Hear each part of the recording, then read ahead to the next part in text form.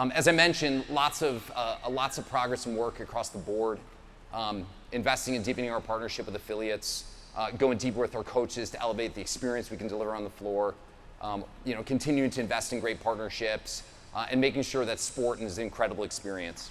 And all of those things, all the things that we've been working on fundamentally are united in driving towards what we view as our most important role, the most important objective, which is reaching more people and changing more lives through CrossFit.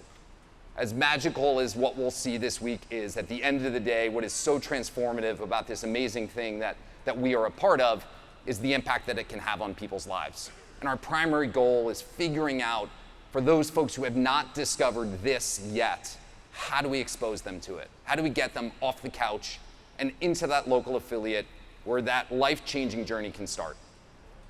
And in that vein, as we think about reaching more people, we've got some really exciting news to share with you guys for the first time.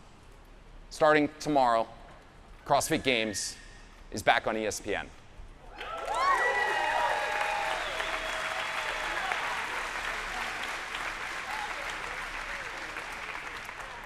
Over the course of the last years, I've gotten a chance to meet thousands of people from our community. I always ask folks, hey, where did it start for you? Where did your journey with CrossFit start? And for a lot of people, they talked about turning on ESPN back in the day and seeing the games and being wowed and inspired by what they saw there and motivated to go check it out. And so we're really fired up at a step that we believe elevates our sport and our community on the very highest stage to allow us to reach more people. So we're really excited to share that with you guys. Now, at the same time, I also wanted to talk a little bit about some other decisions that we had to make. I'd say, look, over the course of the last year, for me, I had been a fan of the games. I'd watched the games sitting at home. Over the course of the last year, I got to better understand what it takes to pull this off. For those of you guys that haven't gotten a chance to see it, there are probably 1,000 people, most of which are volunteers, who work extraordinarily hard to pull off this amazing event and experience. There are a ton of investments and resources that need to go into delivering a great experience. What that means for us, unfortunately, sometimes is we got to make tough calls.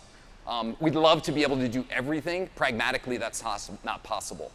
So there are times when we got to take a step back and say, okay, what are the choices we make that we believe best further this goal, best serve and support the community?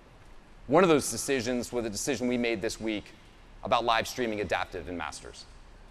And look, that experience was a really challenging one, not a great experience. We knew that coming in. That was a really, really hard decision and trade-off.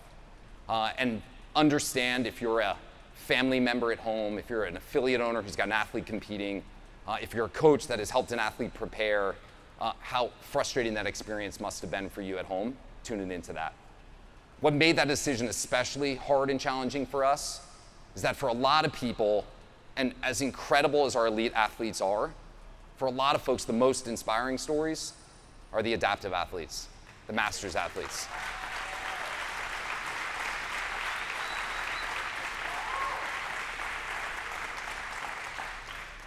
And so for us, that made that decision all that much more difficult.